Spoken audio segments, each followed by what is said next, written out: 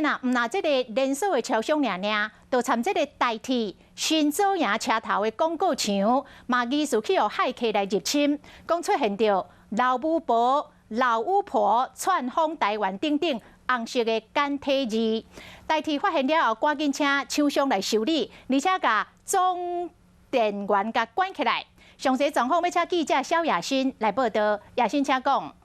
好，主播观众有民众今天早上在人来人往的高雄台铁新左营车站，发现广告墙上不是播放正常的广告内容，而是出现了简体红字，写着“老巫婆窜访台湾是对祖国主权的严重挑衅”，还有“伟大华夏终将统一”等字样，让发现的旅客和店家都傻眼。你家看到会不会担心啊？那当然会担心啊，所以请有关单位一定要加强资讯安全。这起疑似遭到骇客入侵出现的广告，从上午10点秀在大荧幕上后，台铁发现就紧急通知管理单位，请广告的厂商前来处理。前后花了大约45分钟，虽然最后画面已经恢复正常，但由于厂商无法确保会不会再次出现类似的状况，因此是决定直接关闭广告墙。而台铁对此则表示，被骇客入侵的荧幕墙接的是厂商外部的网路，不是台铁的公务网路，因此台铁局的内部资讯系统以及资安防护并没有受到影响，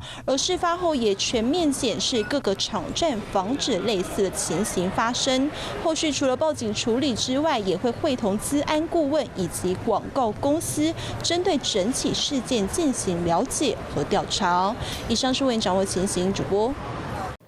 我是吴依璇，想要跟我一起看新闻吗？现在就打开华视的 YouTube 频道，按下订阅，还要开启小铃铛哦。